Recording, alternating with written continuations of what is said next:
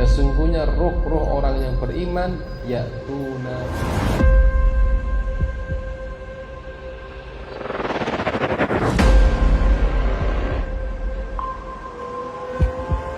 ketika ada yang mensolawati Nabi, nanti menjawab salawat itu dan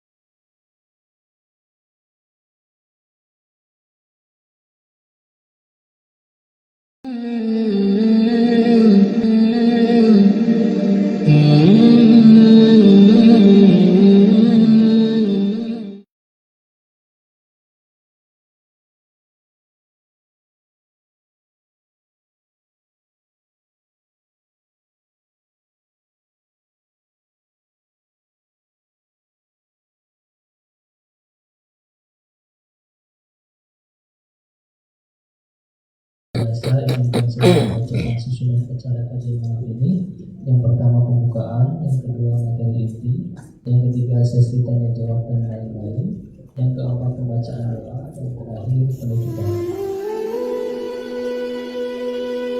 Baik, langsung saja mari kita simak bersama-sama materi kajian malam ini yang tadi kita pelajari di aula yang akan disampaikan oleh Ustaz Ahmad Fadil Rizki dengan tema kajian malam ini yaitu tanggung jawab pendidikan intelektual pada Ustaz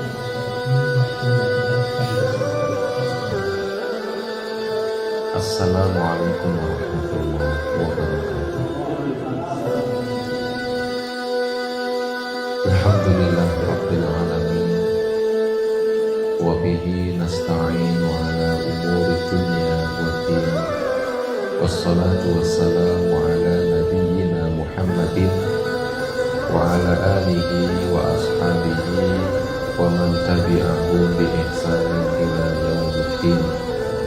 Rabbi shrah li sadri wa yassir li amri wahlul 'uqdatam min lisani yafqahu qawli, amma ba'du. Hadirin al hadirat rahimani wa rahimakumullah.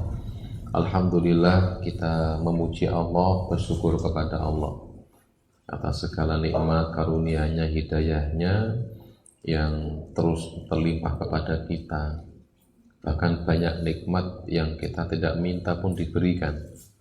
Terlebih nikmat ilmu, dengan itu kita bisa berubah pola pikir, dengan berpikir berbeda juga berubah pola hidup.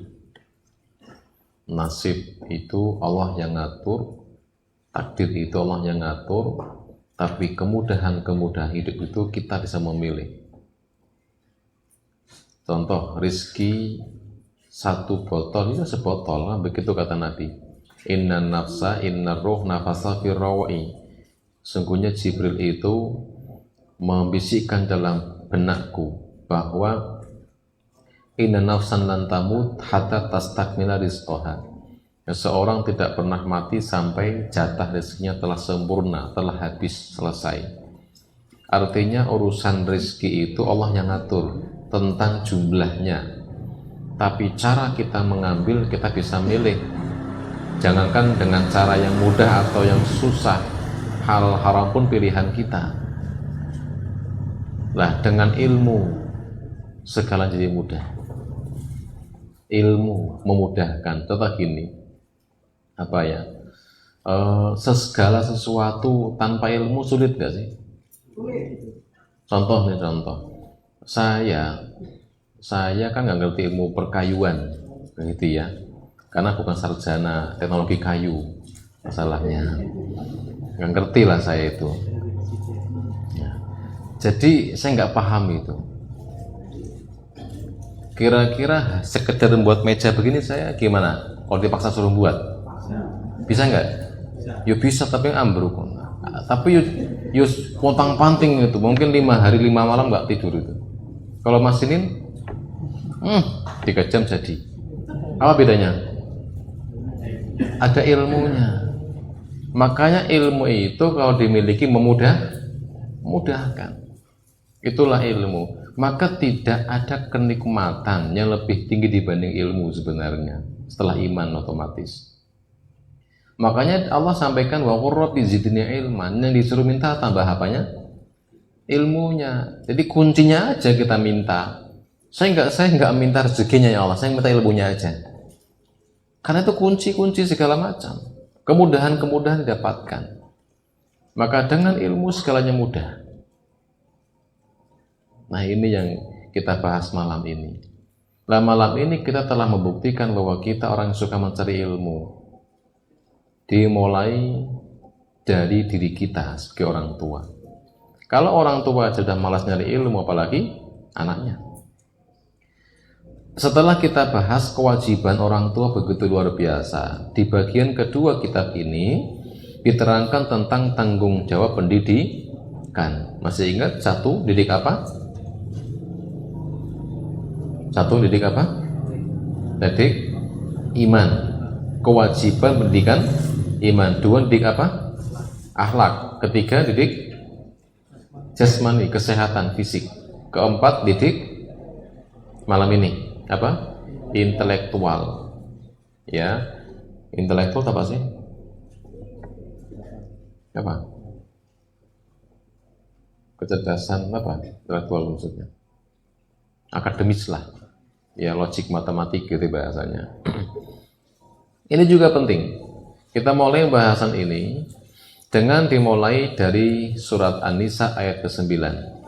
A'udzubillahi minasyaitonirrajim. Wal yakhshal ladzina law taraku min khalfihim dzurriyyatan di'afan khaufu 'alaihim falyattaqullaha wal yaqulu qawlan sadida.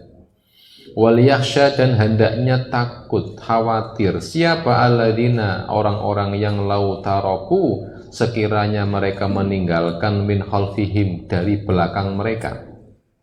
Hendaknya orang-orang takut meninggalkan di belakangnya, meninggalkan apa? Meninggalkan dzurriyyatan, anak keturunan, di'afan yang lemah. Hati-hati, di sini Allah menyampaikan jangan sampai mbok khawatir kalau sampai kita meninggal dunia meninggalkan generasi lemah. Lemah bagaimana maksudnya? Walaupun secara tafsir ayat ini lemah harta maksudnya. Karena di teks sebelumnya di surah An-Nisa ayat keempat ini kan tentang masalah harta. Kalau kita cek itu dari mulai ayat ke berapa itu?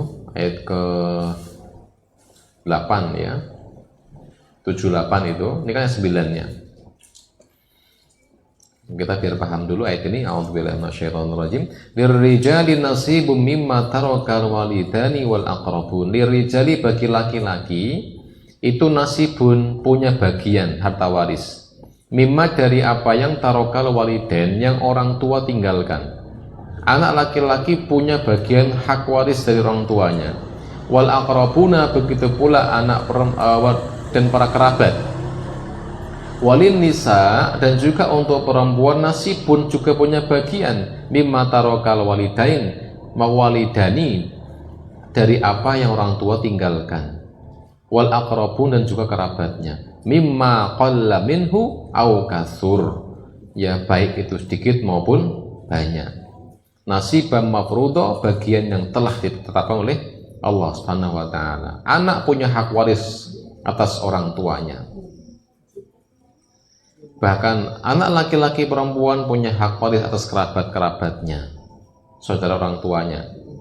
Namun ternyata wa idza hadaral qismah, apabila waktu pembagian waris telah datang, tiba-tiba datang ulul qurba, datang kerabat-kerabat yang bukan ahli waris, wal yatama, juga ada anak yatim, wal masakin, dan orang miskin datang.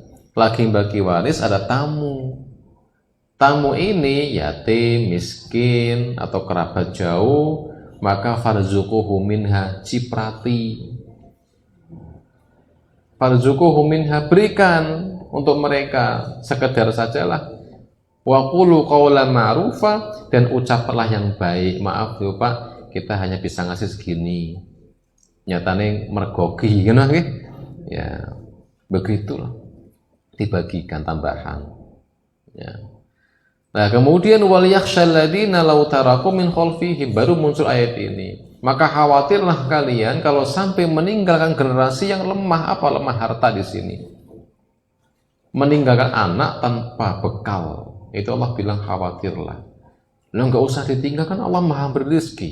Itu kan akidah. Kita harus imbangi antara tauhid dengan syariat. Tauhid itu penyerahan total kepada Allah dalam masalah iman di hati kita. Allah Ar-Razzaq, Allah memberi rezeki. Tapi syariat itu urusan kita. Itu hukum. Makanya ada hukum waris, itu syariat. Masuk aturan-aturan. Maka sehingga dari ayat ini Rasul bersabda bahwa kalau mau memberikan hadiah ke orang lain atau wasiat ke orang lain, maksimal sepertiga. Boleh kasih orang, tapi jangan sampai anakmu kelaparan. Maka untuk mau ngasih orang lain maksimal sepertiga dari harta waris itu. Nah, walaupun secara teks ayat ini adalah tentang harta, tapi dikembangkan bisa, yaitu apa? Kita harus khawatir meninggalkan anak kita dalam keadaan lemah segala-galanya. Terlebih lemah ilmu. Orang anak ditinggalkan dengan harta banyak tanpa ilmu, gimana coba? Bis. Saya punya kenalan itu, orang tuanya ngasih dia tanah banyak sekali tempatnya. Entek lah. Rampung dol. Habis dimakan dol, habis dimakan dol. Entek. Tapi orang ada yang nggak dikasih apa-apa oleh orang tuanya, tapi dikasih ilmu, bisa tuh bangkit terus, mengalahkan dirinya. Ilmu itu. Makanya coba seperti sahabat Umar bin Khattab. Ngaku beliau itu mengakui bahwa dirinya kurang pinter, itu ngakuin. Bahkan riwayatnya yang sangat terkenal itu beliau ngakuin menghafal Al-Baqarah aja butuh waktu setahun. 2,5 juz itu setahun. Itu Umar itu, Pak. Berarti kalau begitu Umar sama saya pintar saya berarti. Kalau masalah IQ-nya nih. Tapi bagaimana Umar itu ngomongnya? Saya memang nggak pintar, tapi saya harap anak saya harus pintar. Nah itu. Nak, jangan seperti bapak. Lu bayangin Umar nggak pintar di khalifah, Mak. Dan bisa menguasai seperti ke dunia. Padahal kata beliau saya nggak pintar. Coba kalau pintar gimana ya? Hebat sekali Umar itu. Ya mungkin secara kecerdasan intelektualnya kurang, tapi ketakwaannya, nah, situlah kekuatan beliau. Akhirnya beliau punya misi besar, bagaimana putra saya harus pintar. Akhirnya namanya Abdullah bin Umar bin Khattab itulah yang kemudian dititipkan ke Rasulullah SAW untuk diajari ilmu hadis, tentang hafal hadis. Dan banyak hadis yang dari Ibnu Umar, Ibnu Umar banyak sekali. Jadi jangan menyampaikan ke anak kita itu, wis lah nak usah sekolah dulu ngopo lah. Kayak bapak wae lah ngono wis. Ya bapak ya urip. Ya jangan begitu. Jangan matikan anak dalam arti matikan semangat belajarnya. Saya sering katakan seperti itu. Kalau kita orang tua tidak mampu nyekolahkan tinggi, minimal jangan patahkan semangatnya untuk sekolah tinggi. Bilang ke anak, nak, dek, mas, bapak ibu itu hanya bisa rampung sampai SMA. Gak mampu lah, masih banyak PR ngurusi adik-adikmu itu. Tapi bapak ibu pingin betul punya anak sarjana sampai S3 sampai SD ya. S3 maksimal kan ya? Ya udah, berarti S3 maksimal. Kalau bisa ya Allah, saya pingin nak, tak doakan betul kamu jadi orang hebat. Sana kamu pergi, kamu belajar sungguh-sungguh, coba nyari beasiswa, tak semangati. Nanti ya kalau memang butuh uang, tak ngutang-ngutang lah untuk kamu nak. Ini masalah ini Pak, ilmu. Jadi kalau kita lihat hadis Nabi gini, ad-dunya mal'unah, dunia itu terlaknat, mal'unun ma fiha, dan apa yang di dalam dunia itu terlaknat, illa zikrullah, kecuali urusan dunia yang itu ada unsur mengingat Allah, au aliman wa mawalahu, dan apapun yang sejenis dengan zikir mengingat Allah, au aliman au muta'aliman, wa aliman au muta'aliman, dan alim atau muta'alim. Tahu alim ya? Orang yang ngajari, muta'alim orang yang belajar. Seluruh kegiatan kita di dunia terlaknat, kecuali kalau itu ada unsur mengingat Allah, ingat pada Allah. Yang kedua ada unsur belajar ilmu. Dua ini Pak. Contoh gini, orang dagang kerja tapi nggak ada unsur zikir dan ilmu. Apa zikir itu maksudnya? Zikir itu mengingat Allah kan ya. Zikir pedagang dengan gimana caranya? Zikir pedagang dengan cara jujur. Tahu zikir ya, mengingat Allah. Ketika dia dagang, bismillah, jujur, jangan bohong, saya ingat Allah tuh, Allah melihat saya. Itu zikir namanya. Maka semua kegiatan yang lupa dengan Allah, berarti disitulah terlaknat. Dagang lupa sama Allah sehingga dia bohong, pejabat lupa sama Allah dia korupsi, lupa itu artinya berarti maksiat mesti kan. Yang kedua kegiatan yang tidak ada unsur ilmunya, terlaknat juga itu. Makanya saya sering bilang kalau jangan punya anak, misal kuliah di mana, mondok sekolah di mana, itu pekerjaan jenengan itu jadi mulia Pak. Dulu ketika anak nggak mondok, anak nggak sekolah itu ya bekerja, tapi nilai pekerjaan jenengan setelah anak mondok, setelah anak sekolah itu beda di mata Allah. Setiap nyangkul itu zikir sama dengan, setiap kerja itulah ibadah sebenarnya. Kenapa? Karena itu untuk mencukupi kebutuhan anak, untuk ilmu loh. Dibanding hanya untuk warware saja, untuk jalan-jalan saja, anak nggak sekolah tapi segala macam diberikan untuk sekadar kemewahan hidup, terlaknat. Tapi kalau untuk sekolah, bismillah. Nah ini, maka coba ketika kita bekerja keras untuk anak kita untuk nyari ilmu, bismillah, ya Allah, hamba minta rizki kepadamu untuk sekedar anak hamba bisa sekolah, ya Allah. Itu orang mau judi aja engkau kasihkan rizkinya. Itu orang mau zina, engkau siapin tuh duitnya, ya Allah. Itu orang mau beli togel aja engkau berikan itu. Saya hanya minta satu, anak saya bisa mondok, bisa sekolah, bisa kuliah, ya Allah.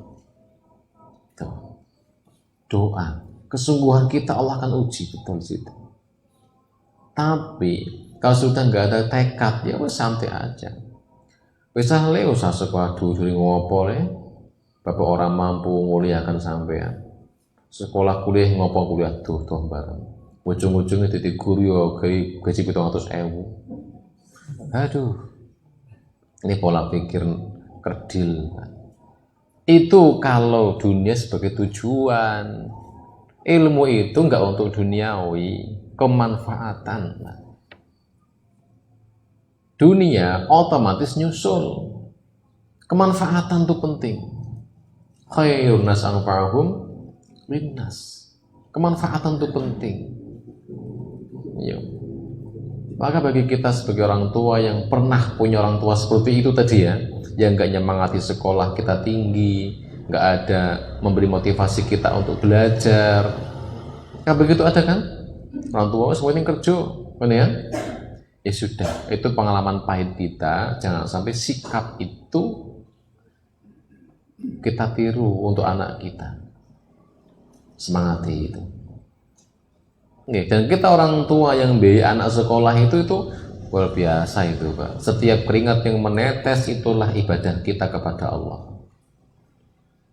Terlebih kalau anak kita sampai mau pesantren, terus mau kuliah, itu bayangin tetesan keringat kita diganti dengan bacaan Quran anak kita di sana. Tetesan keringat kita diganti dengan sholat tahajudnya dia di sana. Indah nggak itu? Indah. Itu udah pahala semua. Ya. Ini maka Rasul bersabda, al-mu'minul qawiyyu, mukmin yang kuat, khairun lebih baik, wa habba ilallah dan lebih Allah cintai, minal mu'minid dhaif, dan daripada mukmin yang lemah. Mukmin yang lebih kuat, baik kuat secara fisik, kuat secara harta, kuat secara intelektual, lebih Allah cintai. Mukmin masalahnya apa? Lebih banyak manfaatnya. Iman otomatis lah ya, iman otomatis. Mukmin tadi kan al-mukminu, berarti kan selain iman, apa ya, harta, kekuatan fisik, intelektual, sebagainya.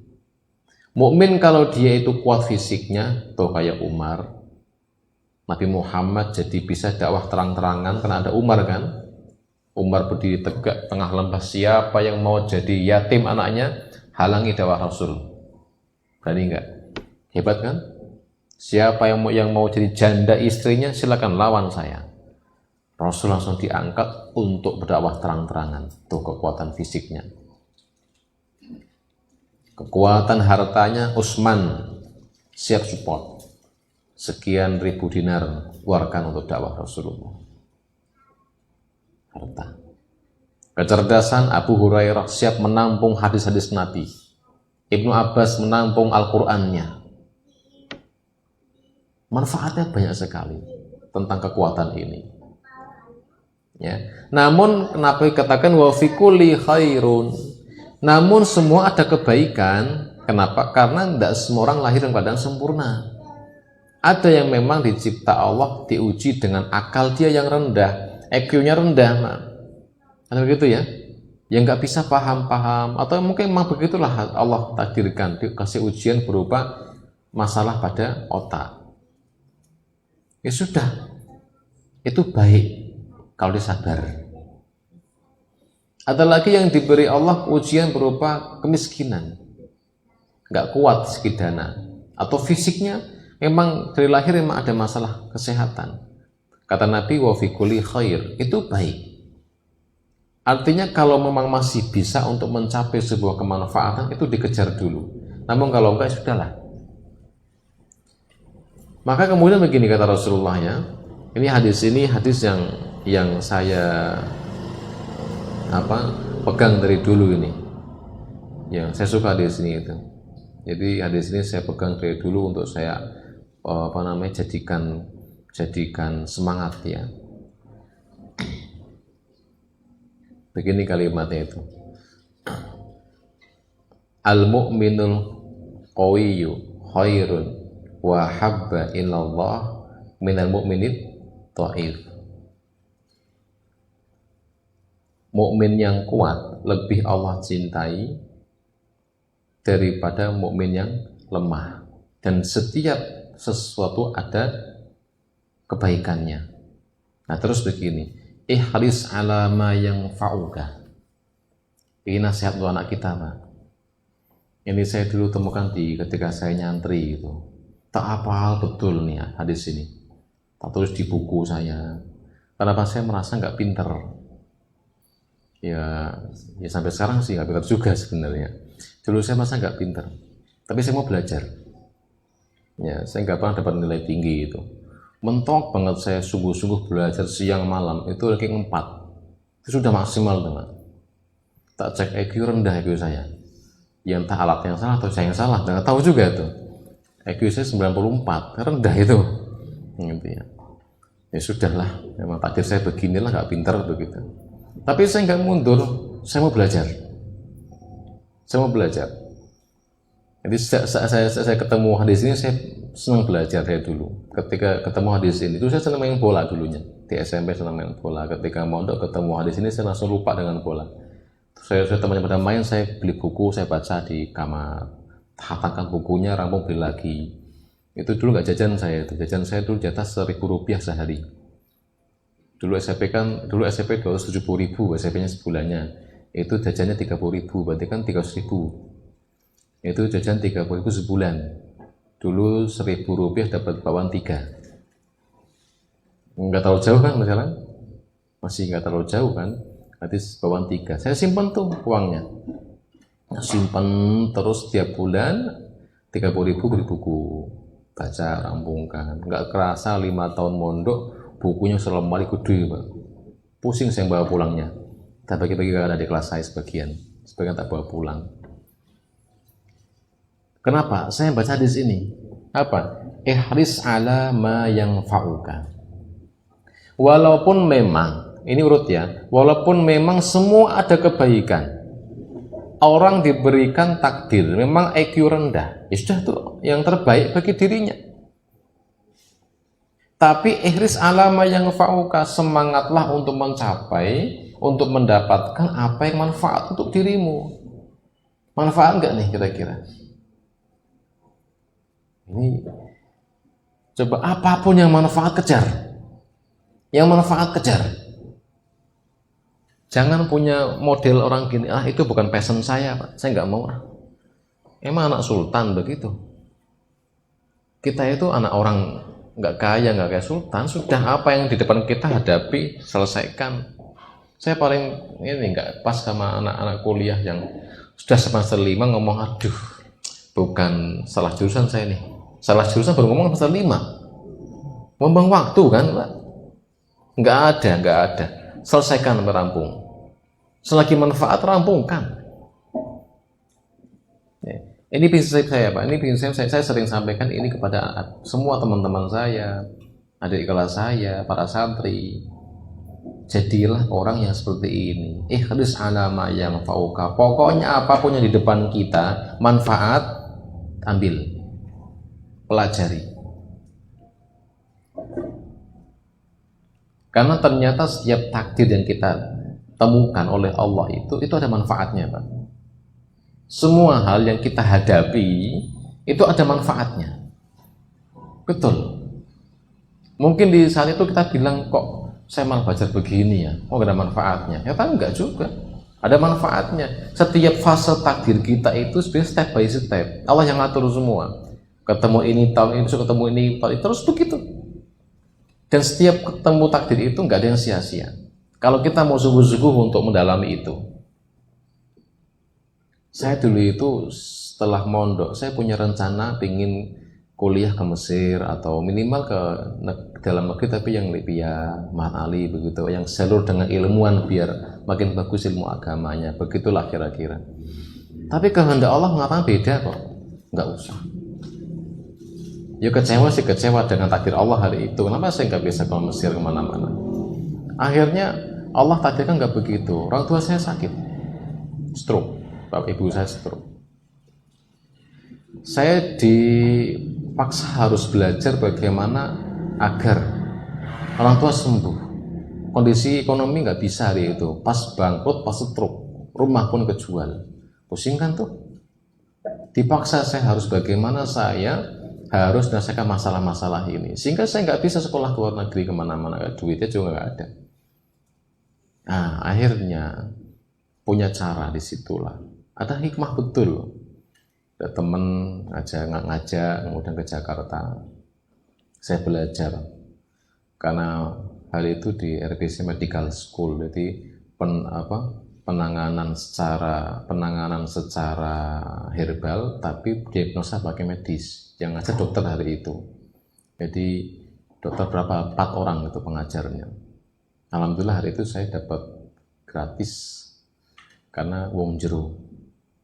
Karena wong jero. Nah, ordal. Jadi kepala akademiknya itu kakak kelas saya. Wah, cocok nih. Itu pun kejadiannya nggak sengaja sebenarnya, Pak. Inilah orang kalau mau sungguh-sungguh. Takdir itu ada, tapi kesungguhan urusan kita. Dulu masuk daftar 2 juta awalnya. Masuk daftar 2 juta. Ini nyambung ke tema kita nanti. Semangat belajar, Pak. Dulu saya tekad pokoknya saya harus bisa ilmu itu. Dibuka 6 bulan itu. Pelatihan 6 bulan. Nanti 6 bulan terus jadi, bagi yang bagus akan dipekerjakan di tempat. Itu 6 bulan. Ketika itu dilalah, itu saya salah informasi. Informasi kan harusnya bulan September mulai masuk pendaftaran. Datang saya Agustus, mungkin hanya semangat ya mungkin, sehingga sebulan sebelum masuk saya sudah di sana. Akhirnya uang itu yang untuk daftar tinggalkan saya minjem kakak 2 juta untuk daftar itu. Sambil nunggu saya pinginlah untuk biar nanti bisa untuk mandiri, saya pingin usaha sendiri atau gimana kerja agar saya bisa bayar sendiri tanpa repoti kakak-kakak begitu. Nah sendiri itu uang tak puter, ketipu Pak, entah 2 juta. Ini ada untuk daftar malah ketipu orang. Waduh, gimana nih? Pas hari H pendaftaran, saya tetap datang ke sana dengan tekad, wis nyoba dulu. Arab diterima ya monggo, nggak juga nggak apa-apa. Tapi doa saya semoga terima. Hari itu saya tinggalnya di kos, ngekos itu pet-petan yang 200.000 pokoknya. Itu tidur pakai kardus hari itu. Ya nggak ada bantal juga. Yes. Pokoknya pakai sepeda untuk wirawiri Jakarta, Bekasi. Lumayan tuh jauh sekali. Yes, bismillah. Hari itu hari H, besok pagi pendaftaran dimulai dibuka. Saya datang ke sana dengan jaket alamater saya di pondok. Ya pecinta masanya. Pecinta pondok pesantrennya. Pakai aja ada logonya Al-Mutakin Jepara begitu.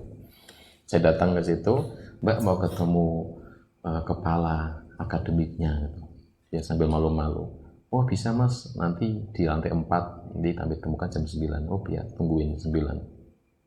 Datang, Assalamualaikum. Duduk, saya Mas, gimana Mas? Bapak-bapak itu. Gini Pak, saya mau nyampaikan. Saya ingin betul di sini, ingin belajar sungguh-sungguh Pak. Ya, saya udah siapin duit Pak, 2 juta untuk daftar sebenarnya. Cuman dilalah kok ketipu orang, habis uang saya. Jadi kalau dibolehkan saya ingin sekolah di sini sampai rampung, kalau nanti semua total tak hitung utang. Saya janjikan saya utangi semua ketika saya sudah kerja nanti. Itu kalau boleh Pak, kalau nggak boleh nggak apa-apa, saya mau pulang kerja ke kampung. Dilihat tuh jaketnya, kamu dari Jepara, Mutakin? Iya Pak. Oh ya sudah. Tinggal di mana sekarang? Saya tinggal di itu dekat sini ngekos itu. Sama siapa? Sendiri. Nah ya udah. Ini aja, sudah kamu masuk sini sekolah sampai rampung, tapi sungguh-sungguh. Iya Pak. Gak usah bayar, santai aja, saya ngurusi. Alhamdulillah, gak bayar Pak. Padahal tuh gede juga biaya 12 juta sampai rampung gitu. Nah, terus untuk ngekos ada uangnya nggak punya. Terus gimana? Gini aja lah, kamu nggak usah ngekos, besok tinggalnya di pondok pesantren atau dekat sini ada pondok pesantren. Itu ada pesantren, ada TPQ macam-macam. Kamu tinggal di sana. Gak usah bayar kosnya, tapi satu, kamu harus ngajari anak ngaji TPQ, yaitu malam dan sore. Siap? Siap, enteng gitu mah. Apa tasa mah? Biasa gitu lah ya. Ya. Yang kedua, kamu harus setoran hafalan tiap pagi. Ya, berapa juz mampunya? Minimal kamu harus setoran dalam 6 bulan itu 6 juz kamu udah hafalan. Oke, saya 12 juz Pak. Bisa, ngono lah. Bismillah, Mbak. Enak kan ya? Saya pagi setoran hafalan ke kiai, malamnya ngajari TPQ. Jadi saya sudah nggak bayar kos, dapat makan, mesin cuci sudah elektrik, gitu ya. Kemudian, saya masak sendiri, tapi ada uang jajannya, kasih uang jajan juga, uang sekolah, hanya ngajar TPQ. Alhamdulillah, rampung 6 bulan, Mbak. Mid semester terjadi, 3 bulan saya belajar. Anak pesantren suruh belajar apa coba? Belajarnya anatomi fisiologi. patofisiologi, sistem-sistem tubuh, sistem respirasi, digesti, sekresi, ekskresi, sistem respirasi, sirkulasi. Ki opo omone, Pak? Saya beli bukunya ke Pasar Senen, saking belajar, saya pingin belajar. Tak beli itu bukunya segini. Apa? Anatomi paramedis, tak baca. Ki opo meneh? Biasanya nahwu sorof. Biasanya bacanya kan biasanya baca Quran, baca nahwu sorof, kita gundul. Dia kok mau sorof bahasa medis semua. Ya nggak apa-apa, tak pelajari semua. Alhamdulillah. Mid semester saya itu nilai 3, Kak. 3 bener, bukan 3 IP, 3 dari 10. Nilai saya 3 semua, Pak. Ketek menek itu loh, Pak. Waduh, nilai saya terendah sekali. Dimarahi sama Pak kepala akademik. Loh, gimana kamu ini? Udah gak membayar kok masih nggak belajar juga? Udah belajar saya, Pak. Sungguh-sungguh lagi. Baik, Pak, sungguh-sungguh. Belajar lagi. Saya ponta-mati ngapal dulu saya. Urutan sistem sirkulasi. Hafal nggak, Pak? Dari mulai jantung, dari aorta keluar menuju pembuluh darah ke arteri terus ke vena, arteri terus arteriola, kapiler, venula, vena. Balik lagi ke begitu, tak hafalin semua, Pak. Ya, terus neurologi apa lagi semua. Alhamdulillah, serampung 6 bulan saya pertama yang diangkat karyawan, kepala cabang langsung. Wah, alhamdulillah rezeki ini, mimpin 4 orang, akhir digaji. Gaji pertama 2-3 untuk membantu utang orang tua. Terus begitu. Belajar lagi terus. Ternyata nggak ada kata rugi dalam belajar itu. Nggak ada. Saya bilang kepada semua orang, kun, kata Ali ya, jika engkau dalam suatu kondisi, kun fihi, fokus di situ dulu. Emang nggak passion saya, emang nggak passion, saya nggak suka di bidang itu. Saya pengennya kan kembali ke Mesir, kemana, ke Madinah, belajar lagi ke yang tinggi ilmunya lah, ya LC lah gitu ya. Tapi kehendak Allah nggak begitu. Saya pengen belajar tafsir, malah belajar anatomi fisiologi. Nyambung nggak sih? Tidak, tapi kenyataannya kepake sekarang, Pak. Betul. Gini, saya baru paham, menjelaskan akidah pasti menjelaskan alam. Betul ya? Mesti. Kenapa? Karena kalau ngaji akidah, berarti kan, misal contoh, tauhid rububiyah, meyakini hanya Allah sang pencipta, pengatur, penguasa. Pencipta itu apa yang dicek? Ciptaannya dong kan? Makanya kan Nabi sampaikan begini, kenali Allah, jangan zatnya, tapi apa? Ciptaannya. Ketika kita paham ciptaan Allah, luar biasa. Makanya contoh gini, Imam Syafi'i mengatakan begini, innamal ilmu ilmani, ilmu ada 2. Ada 2. Ilmu ilmani, ilmu ada 2, yaitu ilmu din wa ilmu dunia. Ilmu din dan ilmu dunia. Fat ilmu ladzi lidini huwal fiqhu. Ilmu yang din adalah fikih. Dan ilmu dunia adalah tibbi, kesehatan. Ilmu din adalah fikih, ilmu dunia adalah kesehatan. Tibbi itu kedokteran, gitu ya. Tabib. Coba ilmu din itu fikih, Mbak. Belajar fikih sama belajar tafsir Quran itu bagus mana? Afdol mana? Fikih sama tafsir qiraah bagus mana? Fikih sama ilmu hadis? Fikih. Ingat ya, kenapa kok fikih lebih unggul? Dalam Ta'limu Ta'lim, mungkin Ustaz Iqbal sudah nyampaikan ya. Ilmu fikih itu unggul setelah ilmu akidah. Ilmu yang paling mulia setelah akidah atau ilmu fikih. Kenapa? Karena ngaji fikih itu berarti ngaji semua unsur ilmu. Contoh gini, saya mau bahas fikih wudhu, berarti kan cek dulu ayat Qur'annya kan? Tentang wudhu Al-Ma'idah, misalkan ayat ke-6. Lanjut ke hadisnya mana yang mendampinginya. Lanjut kalau ulama gimana? Fatwa Imam Syafi'i, Hanafi, Maliki. Hasilnya gimana? Istibat hukumnya. Berarti belajar fikih, belajar Quran tafsirnya, hadis syarahnya, sampai bagaimana ijtihad ulamanya, baru muncul hukum. Lengkap kan? Dapat semua? Itulah ngaji fikih. Makanya ilmu itu di fikih sebenarnya. Hukum itu fikih. Lah ilmu dunia itu ujung di kesehatan, tibi. Ya, makanya ternyata antara tib dan din itu sangat pengaruh. Afawal afiyah. Jadi kita sehat, fisik sehat, sehat badan, fisik dan jiwa. Agama untuk menyehatkan apa? Jiwa, kesehatan, ilmu tibi itu untuk kesehatan badan.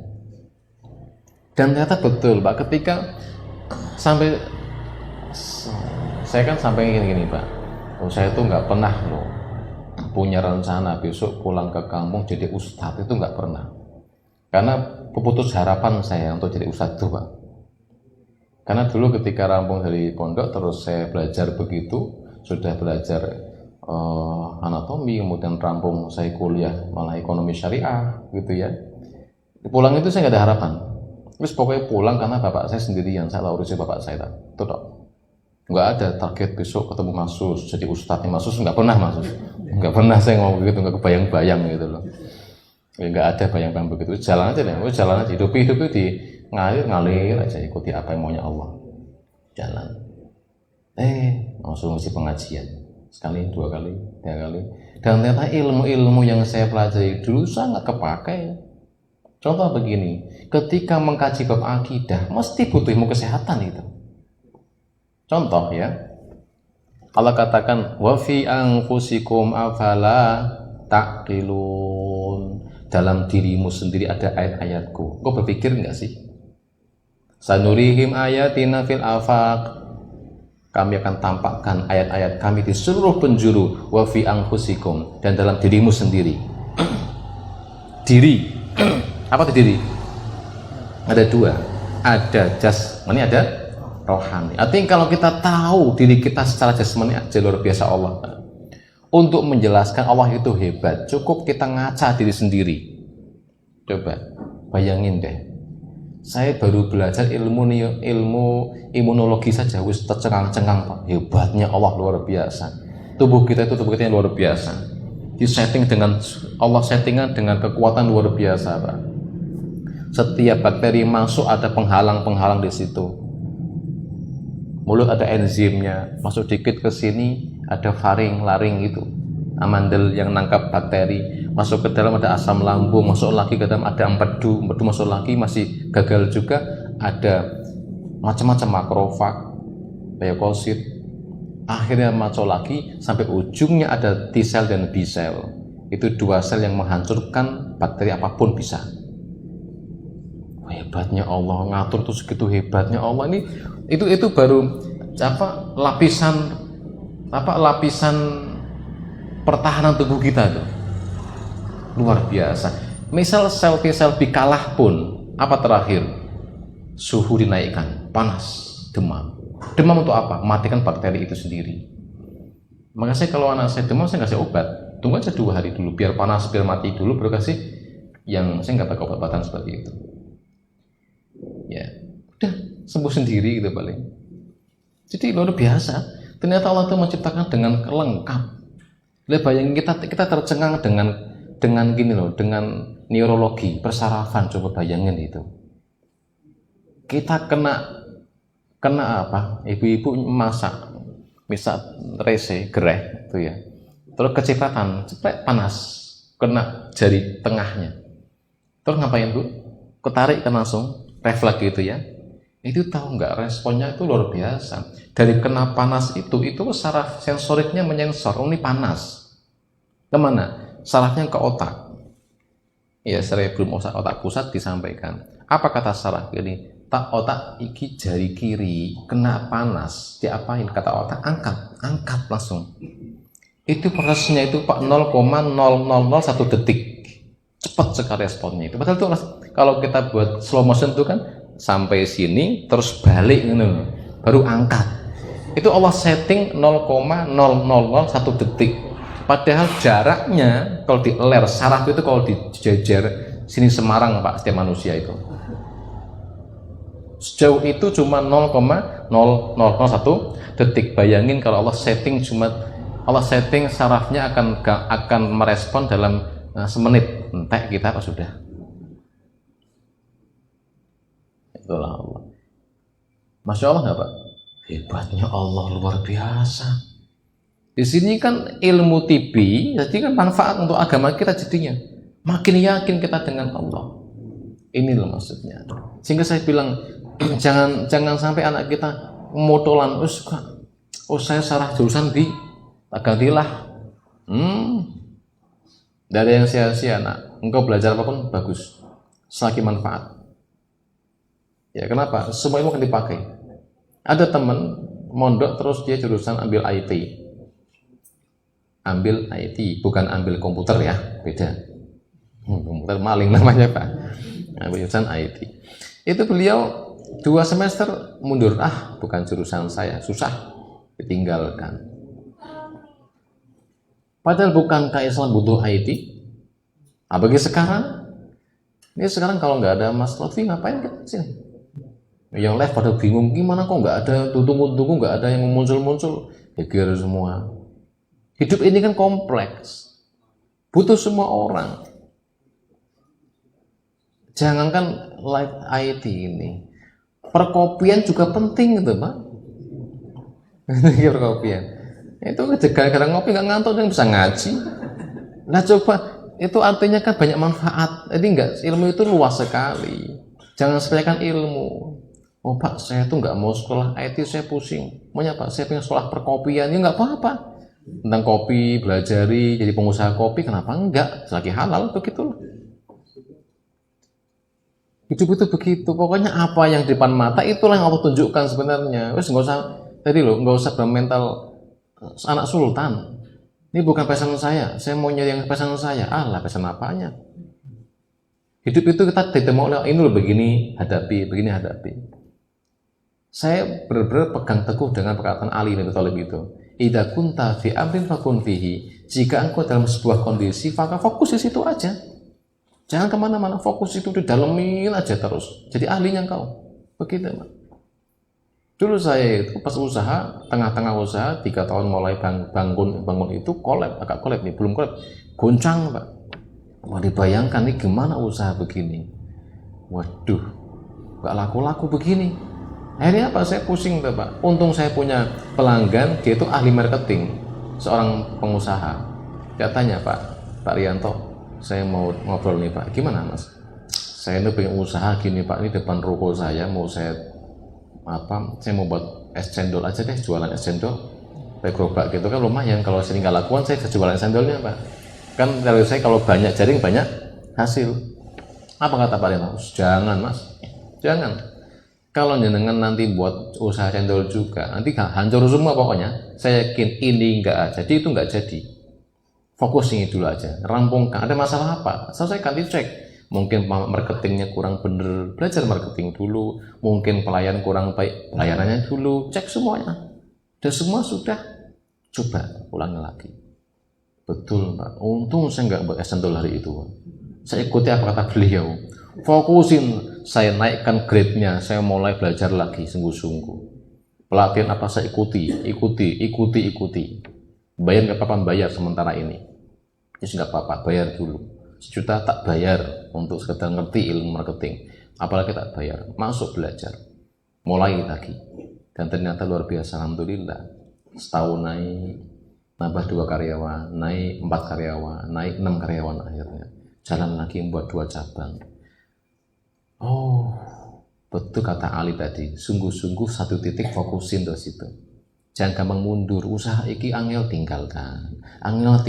Loh, kapan gedenya tuh usaha kan kayak pohon kan, pohon cabai tumbuh dikit, kok suwe temen rada-rada lomboke rondino, cabut, ganti terong tandur.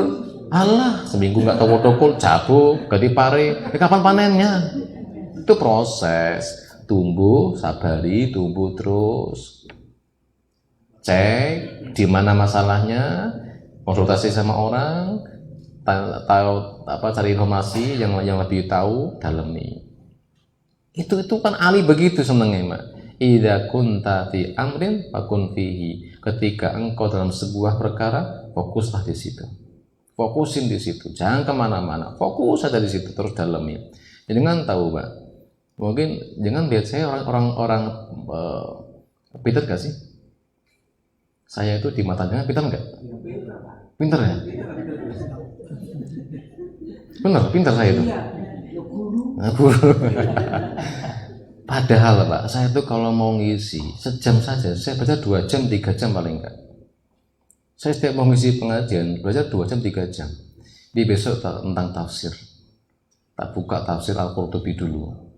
Qurtubi, kok kurang luas tafsirannya.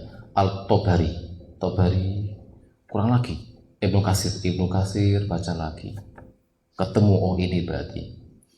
Terjemahan kitabnya dulu, simpulkan, jadilah. Jangan tinggal duduk dengarkan sambil ngantuk. Luar biasa. Saya pontang-panting untuk menerjemahkannya, untuk menyimpulkannya itu pusing juga Pak saya kan. Enak kan ya? Karena saya fokus di situ dulu, fokus belajar dulu. Fikih, saya nggak puas dengan satu fikih. Ini besok kajian, ini saya fikih pengen luas. Hanafi gimana pendapatnya? Ini alasan ini. Maliki begini. Syafi'i begini, Hambali begini, Ibnu Taimiyah begini, bicara semuanya, ini kesimpulannya. Fokus di situ. Jadi, ya, jangan jadi apapun fokus di situ.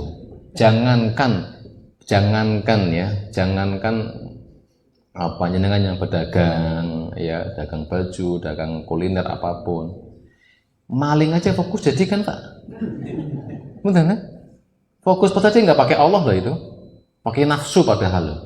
Masa Allah nolong dia kan nggak mungkin nolong maling. Itu kan nanti kemauan dirinya. Ada nggak maling bismillah mau nyolong? Bismillahirrahmanirrahim la haula kan ada nggak? Nggak ada. Itu aja sukses dari maling itu. Koruptor itu kaya.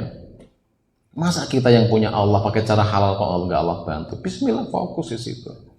Ya fokus. Ini coba anak kita digituin. Saya paling anti anak saya pelin-pelan dalam memilih. Anak pertama contoh. Kayak saya besok mau mondok di mana? Jepara dong kayak Abi. Yakin? Berat loh. Ya yakin lah Abi. Yakin? Berat loh. Makanya nggak enak. Macam-macam pokoknya. Yakin Bi Bismillah. Ya sudah. Tapi ingat, sekali masuk jangan mundur. Rampungkan itu. Janji? Janji. Kenapa kok dia ingin pondok? Nih Pak, jangan nyuruh anak mondok setahun sebelum mondok, stres dengan dia. Saya doktrin dia mondok sejak dia PAUD Pak. Kayak saya besok mondok ya kayak iya pokoknya mondok. Dari kecil dari TK udah mondok sampai di SD belum lulus. Kapan mondoknya? Nanti lulus SD dulu. Jangan dek besok rampung mondok ya. Ya nggak mau, dadakan begitu. 6 tahun itu prosesnya untuk dia sampai pengen mondok. Ketika sudah mondok ada masalah, dibully teman-temannya, stres, dia telepon, gimana kabarnya? Baik Bi, mau pulang kalau aku pindah pondok Bi. No. Kamu telah memilih, kamu tanggung jawab sendiri sampai selesai. Abi bantu apa? Tak bantu tapi tak selesaikan masalahmu di pondok, tapi rampungkan. Terus di berjalan Pak, ngeluh, rampungkan. Itu pilihanmu. Tapi nggak suka punya anak seperti itu, buang waktu, buang tenaga, buang duit. Pindah lagi, daftar lagi, terus begitu kapan rampungnya kamu jadi orang? Itu sikap nggak baik Pak. Nanti kalau ketika begitu dibiasakan, nanti kerja apa? Di sini nggak enak kerja di sini, kata banyak teman yang usil pindah ke sana. Emang sana juga enak? Emang ada kesan enak Pak? Nggak ada kesan enak itu Pak. Oh, kata orang itu bagusnya bisnis jangan bekerja. Nah bisnis enak juga. Nggak mesti juga, bisnis juga pusing. Nggak ada yang nggak pusing nak. Hadapi sampai selesai. Pindah kerja, kapan naik karirnya? Usaha ganti, kapan jadi hebatnya? Fokus itu ada selesaikan. Khawatirnya begitu mental bosanan di bawah saya menikah. Istri saya membosankan, ganti gitu. Atau ada begitu aja loh Pak. Makanya ini mental nggak baik, mental orang yang nggak fokus tuh nggak baik. Jadi gampang gonta-ganti seenaknya. Fokus di situ. Betul loh fokus itu. Saya sampai Kan ada tuh aplikasi di HP ya, aplikasi nyimpen nama kita dengan nama apa gitu kan? Ada kan ya, apa namanya itu? Jadi kita pengen tahu orang kalau nyimpen nama kita pakai nama apa? Apakah nama satpam atau ada kan ya? Istrinya dikasih nama pas pampres gitu kan, ada kan? Bodyguard, ada lagi brimob gitu kan? Malampir. Kalau pengen tahu apa sih gitu? Iya. Ternyata nama saya itu banyak nyimpen karena dulu di Jakarta itu nama-nama usaha saya. Oh, berarti nama saya masih nempel dengan nama usaha saya. Berarti saya bangun nama itu, saya bangun 8 tahun sampai orang kenal saya adalah itu. Paham ya, Mbak? Contoh ini penting lah itu tuh. Jadi brand itu penting. Brand itu penting. Bayangin deh jenengan buat usaha sekarang, misalkan usaha martabak.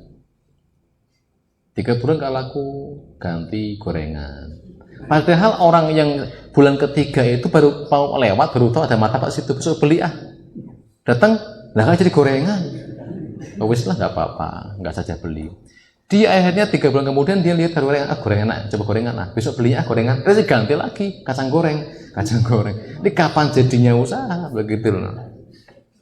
Fokus, dalami, fokusi. Anak kita harus begitu. Jangan dibuat gampang ngeluh, gampang putus asa. Tadi loh, ikhris alama yang fa'uka. Sungguh-sungguh dengan apa yang manfaat untukmu, nak. Sungguh-sungguh. Penting ini saya pegang dari dulu. Ikhris alama yang fa'uka. Sungguh-sungguh dalam pegang teguh dengan mengejar apa yang manfaat untuk dirimu. Selagi manfaat, kejar. Nggak ada yang salah, itu manfaat. Entah itu nampaknya dunia atau akhirat. Nampaknya dunia pun nggak apa, kejar dulu. Nggak ada yang sia-sia. Selagi itu halal, pahala. Hah? Ya syukur Pak. Kenapa syukur gini? Syukur apa sih? Syukur itu adalah menggunakan nikmat Allah untuk mentaati Allah. Kita bisa memilih jalan haram, memilih jalan halal, itu syukur nggak sih? Syukur kan berarti saya bisa dengan cara haram loh, tapi saya pilih jalan halal dengan saya belajar begini. Berarti syukur dong. Nah syukur tambah nikmatnya kan? Nah gitu. Kemudian begini, wasta'in billah kata Nabi. Setelah engkau sungguh-sungguh mengejar yang manfaat untukmu, minta tolong kepada Allah. Ya, ketika kita menemukan sebuah hambatan berat, kita butuh Allah. Nah bayangin tadi anak pondok suruh belajar kesehatan, apa pusing gitu. Tapi enggak, saya punya Allah kok. Bismillah ya Allah, saya bangun malam ya Allah, saya pengen pinter bab ini ya Allah. Nah, malah pikir pusing kan, bagaimana dulu dari SMP belajar nahu sorab susah kan ya, nahu sorab itu. Terus pindah lagi ke ilmu yang lain itu pusing gitu. Tapi ya Allah tolong hamba bantu ya Allah. Saya pengen paham buku ini medis ini loh ya Allah. Segini merah itu warnanya. Ya. Terus wasta'in billah, tolong kepada Allah. Bangun lagi, tolong ya Allah. Bangun lagi, tolong ya Allah. Jadi ternyata. Wa inna sobaka syai'un, jika menimpa kepadamu sesuatu, fala taqul, jangan engkau mengatakan lau anni fa'altu kada wa kana kada. Jika engkau tertimpa sesuatu, engkau jangan mengatakan menyesal. Seandainya dulu saya nggak kuliah itu. Karena nggak ada yang sia-sia. Aduh. Coba bayangin coba. Bayangin nih. Apa ya? Kalau saya kan bagusnya apa gelarnya Pak? Bagusnya apa gelarnya belakangnya? LC kan? MAG gitu kan? MA gitu kan? Itu sampai orang itu nggak percaya saya MSc itu Pak. Itu banyak di belakang pada apa kalau nulis saya nggak kenal saya itu gelarnya LCMA. Di mana begitu nulisnya? Kalau saya ngisi pengajian langsung LCMA gitu ya Pak. Pak, salah tuh gelarnya Pak, saya SESC MSI. Loh kok begitu? Iya, MSI apa sih? Science saya itu science. Walaupun fikihnya fikih muamalah, fikih muamalah, tapi gelarnya MSI emang. Ya artinya kan kalau secara pribadi saya nyesel tuh. Kenapa saya nggak dulu LCMA? Nah, berarti cocok dengan hari ini kan Pak ya. Tapi tadi nggak boleh begitu. Nggak boleh begitu. Yang penting mau belajar. Jika engkau tertimpa sesuatu, jangan mengatakan lau anni fa'altu kada lakana kada. Jikalau saya nggak begini, nggak akan begini. Nyesel saya begini. Jangan, Pak. Ya. Eh, ilmu yang pernah kita pelajari nggak ada yang sia-sia. Yang penting mau belajar. Saya dulu diskusi sama teman di Madinah, Pak, yang di UIM Madinah itu kan. Saya bilang antum pinter ya, sekolah di Madinah ya. Enggak lah, pinter antum. Kenapa? Karena antum kan belajar langsung ke masyarakat, langsung kepake ilmunya. Lah kami kan teoritis. Dan jangan kira kami di situ belajar juga. Saya juga di sini malah main banyak tutulan malah tutulan silok, tutulan bakso begitu malah. Ya macam-macam. Artinya nggak ada yang hidup itu bukan masalah sekolah di mana, mau kita bagaimana. Betul ya? Sekolah yang tinggi, sekolah yang bagus lah ya, sekolah yang tinggi. Tapi nggak belajar gimana coba? Untuk apa punya kiai yang masyhur terkenal? Untuk apa punya sekolah di tempat yang tinggi yang mahal-mahal? Tapi nggak belajar. Tapi kita bisa belajar dengan apapun itu. Belajar. Maka ini yang paling penting. Sehingga kesimpulan malam ini intinya begini, Pak. Bangun etos belajar pada anak. Di saat dia SD, SMP, bukan masalah pinternya, bukan masalah ranking berapanya, tapi dia senang belajar. Itu penting. Bagaimana membangun anak senang belajar, itu yang jadi PR dengan Pak. Senang belajar, bukan dipaksa loh, senang belajar, senang baca. Ini yang jadi masalah kita. Anak kita malas belajar. Ketika sudah senang belajar, dapat ranking 17 pun nggak apa-apa leh. Sebenarnya senang belajar. Senang tuh belajar, senang buku ini, nanya. Gimana caranya? Nih caranya kasih tahu. Pertama, coba memang dari bibit yang unggul. Bibitnya unggul. Makanya kan Nabi sebut la tastarda'u auladakumul himqa, jangan nikah, jangan susui anakmu kepada perempuan yang bodoh. Kenapa? Karena 80% kecerdasan anak itu dari ibu. Kalau jenengan punya anak, Pak, pinter-pinter, jangan GR. Itu ibunya yang pinter, bukan jenengannya, Pak. Coba. Banyak orang muji anak saya, oh pinter ya, anak ustadz kok. Enggak, bukan saya yang pinter, ibunya gitu loh, Pak. Kenapa? Al-umum madrasatul ula, ibu adalah madrasah pertama. Bibit unggul itu penting, ibu. Oh, enggak kadung sih. Ya, berarti nambah lagi nih bapaknya nih. Artinya begini, coba bagi kita yang punya anak perempuan jangan dibuat kerdil mereka. Wis nak usah sekolah tinggi-tinggi ujung-ujungnya kan masak, macak, mana, kasur, sumur, dapur. Oh itu kuno itu, Pak. Kamu bapak perempuan harus pinter, nak. Kalaupun nggak manfaat untuk orang banyak ke masyarakat, anakmu yang penting pinter-pinter. Cerdas. Bibit unggul itu kalau bisa. Ya, ada bibit itu. Kemudian yang kedua, coba teladani, Pak. Teladani. Lagi mana anak kita mau belajar, bapak aja malas belajar. Yuk. Maka mencontohkan anak, contoh ini, jadi bayangin deh, ngajak ngaji ke sini anaknya, ngaji dulu, Pak. Bapak bawa buku tuh, Pak, nulis sih. Apa kata anak? Oh, bapak kurang rajin belajar ternyata. Kalau tak ini bawa buku nih, ya udah, Pak. Ini contoh loh. Walaupun sebenarnya nulisnya terus utang sih Pak sebenarnya. Tapi kan anak bawa buku itu udah hebat gitu. Contoh. Jadi anak itu bisa ngerti, Pak. Makanya gini, kita itu di masa-masa transisi. Jadi anak orang nggak paham, tapi anak kita harus paham. Contoh gini, Pak. Saya tidak ada memori orang tua yang sekolah tinggi. Saudara nggak ada yang tinggi-tinggi sekolahnya, Pak. Tapi saya punya misi, saya sekolah tinggi. Kenapa? Ketika saya sekolah tinggi, anak saya berpikir kayak bapaknya dong. Begitu loh, Pak. Masa bapaknya S2, anaknya enggak S1? Itu kan sudah jadi sebuah jadi sebuah tekanan bagi anak itu, Pak. Jadi contoh dulu, kita contohin dulu. Itu bagaimana kita yang dulunya orang tua kita nggak ngajari, kita harus begitu juga. Berarti kita gimana sekarang? Yang nyuruh anak untuk belajar tinggi. Nah, bapak sudah terlanjur gantung nih, nggak bisa sekolah dulu. Kamu sungguh-sungguh. Nanti nyesel loh kamu. Sungguh-sungguh dulu. Coba contohkan. Contohkan, senang belajar, senang membaca. Orang tua begitu, Pak. Buku di rumah banyak dibaca.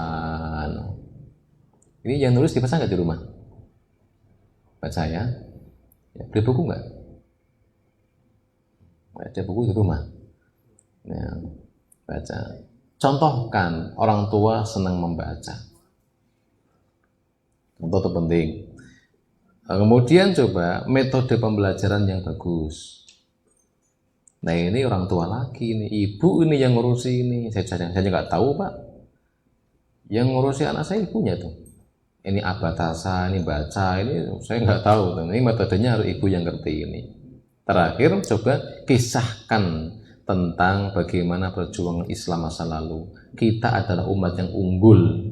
Kita pernah menguasai Andalusia, Spanyol. Islam pernah berkuasa di tahun 700-an Masehi. Pernah menguasai dunia, sepertiga dunia. Spanyol Islam berkuasai hari itu. Disitulah masa keemasan Islam, di mana Islam hari itu merubah dunia Eropa menjadi dunia yang sangat mewah. Apa? Rumah sakit berdiri, kampus pertama di dunia berdiri, pustakaan berdiri di situ, dokteran, filsafat, semua ada di situ.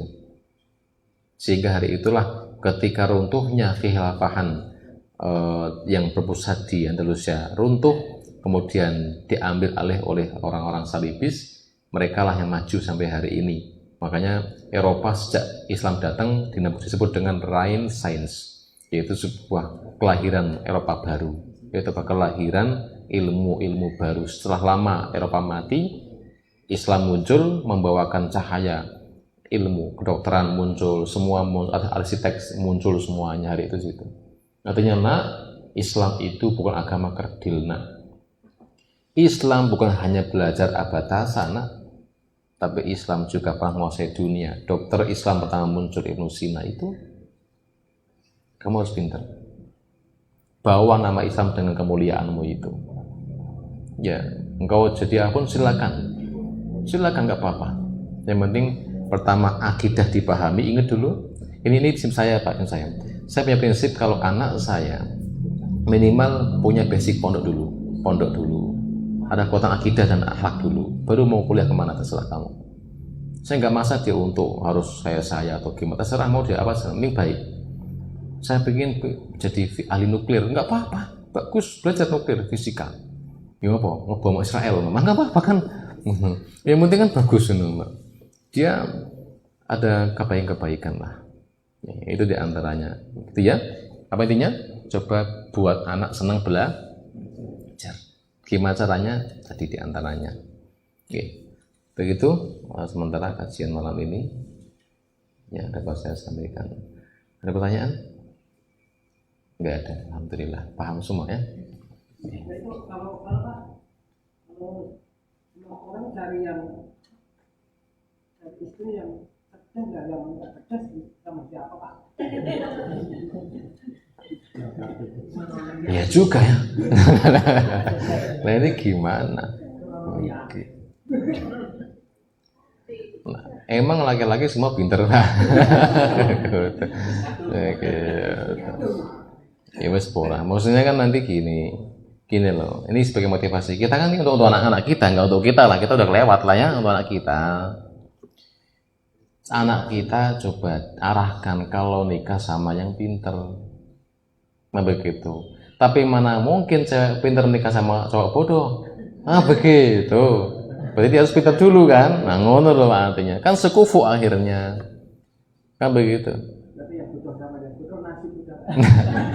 Ya enggak nasib, ilmu tuh dicari.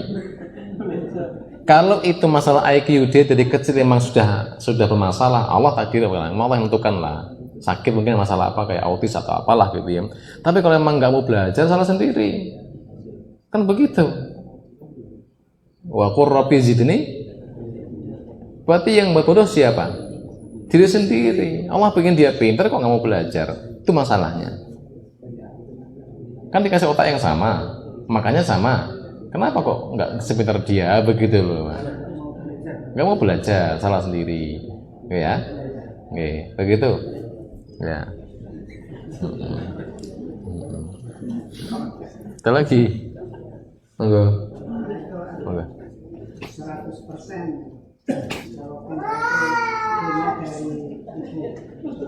bisa tidak dari 80% ibu itu untuk gen kecerdasan. Ya, ini penelitian, namanya riset itu kan bisa benar bisa salah sama riset. Kalau Quran nggak mungkin salah, Quran dalil. Ini kan riset. Riset itu berarti kan salah yuk bisa, benar pun bisa. Mungkin kebanyakan begitu ketemunya. Ibu itu pengaruh besar dalam kecerdasan anak. Dan di buku tadi hadisnya ada, hadisnya tadi tentang rodoah tentang susuan tadi. Nyambung antara sains dengan dalil bahwa itu memang jangan susu pada anak ibu yang bodoh. Dan luar biasa, Rasulullah itu kan disusui oleh ibu siapa? Halimah Sa'diyah. Orang cerdas itu, pinter, buktinya terkenal di Taif hari itu, tinggal di Taif itu. Yang biasa, ibu ya.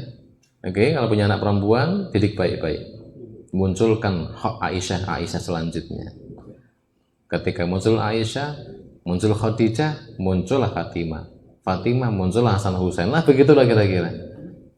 Ya, jadi cerdas. Jadi dari Asiyah muncullah Musa. Kalau nggak anak kandung kan bagus. Asiyah itu pinter. Ya, maka perempuan harus pinter. Sungguh-sungguh belajar. Ya. Cukup ya? Cukup sekian. Mohon maaf jika ada kesalahan. Ditutup dengan doa. A'udzubillahi minasyaitonirrajim. Bismillahirrahmanirrahim. Alhamdulillahirabbil alamin. Hamdan syakirin, hamdan na'imin, hamdan yuwafi ni'amahu wa yukafi'u mazidah. Ya Rabbana lakal hamdu kama yanbaghi li jalali wajhikal karim wa 'azimi sultani.